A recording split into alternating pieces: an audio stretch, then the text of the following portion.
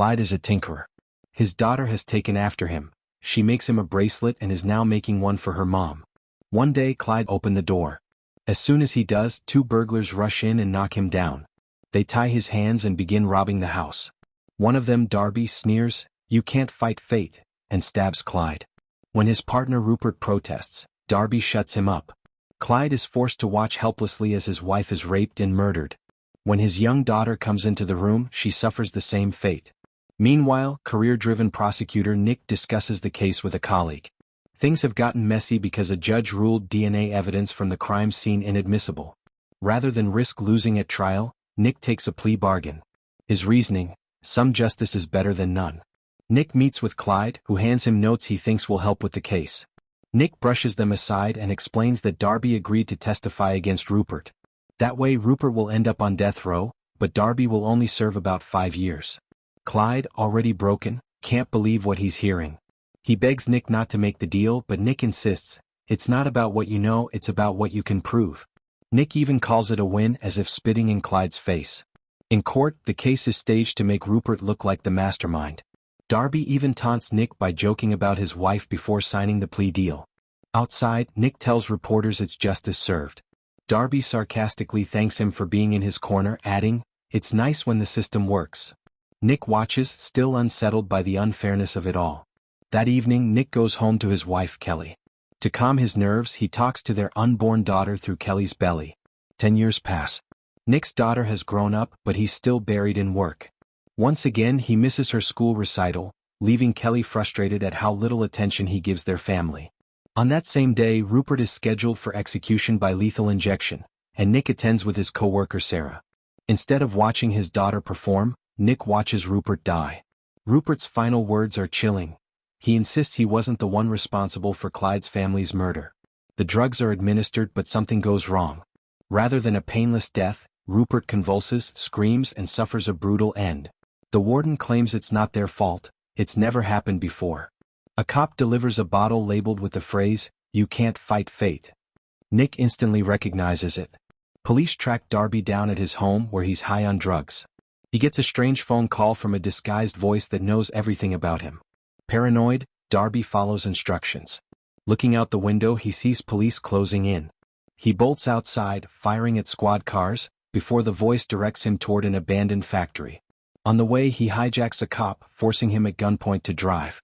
They stop in a deserted area, and Darby prepares to execute the officer. But then he takes another call and realizes the mysterious voice belongs to Clyde. Darby tries to shoot him, but the gun backfires. It's a trap. Clyde injects him with a paralyzing serum, leaving him fully conscious but unable to move. At his warehouse, Clyde straps Darby down and explains he's going to feel pain like never before. He's prepared everything to make the torture last. Clyde tells him he knows exactly what it's like to be helpless, just as he was 10 years ago. He hits record and begins dismembering Darby. Later, Nick and Sarah discuss the botched lethal injection. Nick points out Darby isn't smart enough to have pulled that off.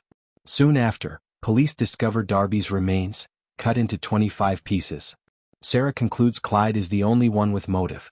His recent financial history shows he sold all his assets to buy properties in unusual locations, including the warehouse where Darby was found. Police surround Clyde's house. Calmly, he undresses as they arrive, greeting them naked. He's arrested, and on the way to the car, he fixes Nick with a threatening stare. In his home, investigators find law books and a newspaper clipping of Nick shaking hands with Darby. At the jail, Clyde sits cuffed in the interrogation room. The police have no hard evidence, only hope for a confession. Meanwhile, Nick's daughter puts in what she thinks is a DVD of her recital, but instead it plays Clyde's recording of him dismembering Darby. Nick storms in to confront Clyde. Clyde coolly plays games, never outright confessing.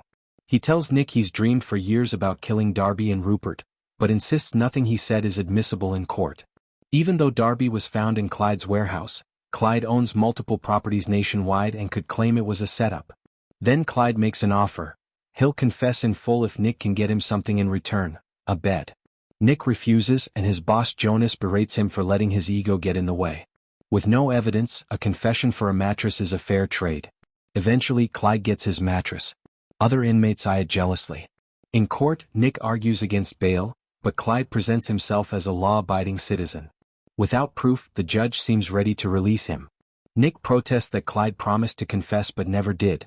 At that, Clyde bursts into applause, mocking the judge for being swayed by sweet words. Outraged, the judge reverses course and denies bail. Back in the interrogation room, Clyde gloats. He calls the Darby tape a story of good triumphing over evil and admits it was him on the recording. He says he has another confession to make, but as always only if he gets something in return. Nick, sick of his games, refuses to play along. Clyde demands a 20-ounce medium-rare steak and an iPod for lunch in prison. Before Nick leaves, Clyde offers him something in return: the life of Bill Reynolds, Darby's lawyer. Nick checks with Sarah and learns Bill has been missing for 3 days. Soon, Clyde records a video message directly to Nick, saying that if he wants Bill alive, he must meet Clyde's demands exactly at 1 p.m. the next day. The following day, Clyde gets his steak delivered, but because the warden double-checked with prosecutors first, they arrive 8 minutes late. Clyde stays calm and tells them where to find Bill. He adds that the 1 o'clock deadline wasn't for him but for Bill, so they'd better hurry. Nick rushes onto a helicopter. Meanwhile, Clyde enjoys his steak and music with his cellmate, who had earlier threatened him. Clyde befriends him briefly, but it's a trick. He only wanted the T-bone bone from the steak.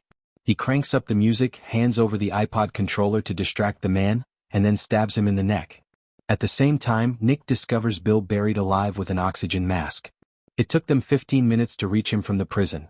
If Clyde had received his lunch on time, Bill would still be alive. Nick gets a message from Sarah saying Clyde killed his cellmate, and the warden has moved him to solitary. Nick visits Clyde in solitary and asks what the point is of killing all these people. Clyde replies that he wants everyone held accountable for their actions. Nick shows Clyde a bracelet of his daughter and asks if his family would be proud of him for taking vengeance in their name. Clyde coldly reminds him that they're dead, and they can't feel anything.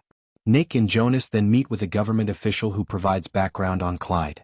He explains that Clyde is a tactical genius, capable of killing people without even being in the same room. If Clyde is in prison, it's because he wanted to be there. Killing his cellmate wasn't random, it was part of a bigger plan. The official warns them, the only way to stop Clyde is to put a bullet in his head because if he wants you dead, you're dead. With this in mind, Nick and Jonas go to a judge and request to restrict Clyde's civil rights and visitation privileges to protect others. The judge agrees and signs the order. Seconds later, her cell phone rings and explodes in her hand. Shocked, they realize Clyde anticipated even this. Nick confronts Clyde again, asking about his accomplice and the real purpose of this rampage. Clyde grows furious that Nick still doesn't understand. If he wanted revenge, he says he would have killed Nick's entire family years ago. Instead, his plan is about exposing the system itself. He warns Nick, at 6 a.m., everyone will die. Clyde is escorted under heavy guard to maximum solitary confinement. Nick and Sarah stay late at the office, going over documents, searching for any outside help Clyde might have. They come up empty. Sarah begins to doubt whether their plea deal with Darby years ago was the right decision. Nick insists it was. The DA staff works through the night, but by 6 a.m., Nick sends everyone home. As Sarah starts her car, bombs wired to the vehicles detonate, killing her and the others instantly. Since Clyde is still locked up, Nick realizes he must be acting alone, using his own system. 6 officers are dead. Nick and Jonas meet the mayor, who is shocked that one man in custody could cause so much destruction. In response, she assigns security to both men. Nick quickly sends his family away to an undisclosed location, telling them it's just a vacation. He instructs them not to use credit cards or cell phones, anything that could give away where they are. But when he comes back inside his house, he finds a framed newspaper article that makes it clear someone has already been inside. Later at the prison, Clyde is allowed outside for a walk and runs into Nick and the detective. In a fit of rage, Nick physically attacks Clyde, but Clyde only tells him that this is just the beginning. The detective pulls his weapon but Nick holds him back. Clyde ominously warns that what's coming will be of historical proportions.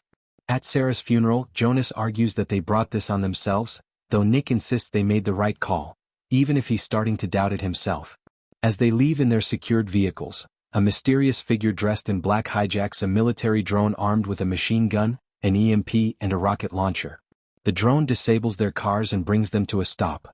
It then unleashes gunfire on Jonas's vehicle before firing a rocket that obliterates it, killing everyone inside. The mayor is furious that things have escalated this far under Nick's watch and even considers firing him, but to calm the public and the media, she instead promotes him to district attorney. She also issues an emergency order that locks down movement across the entire city. Not long after, Nick gets an email from Sarah's contact about real estate Clyde purchased. Digging into the records, Nick discovers Clyde secretly owns a garage near the prison.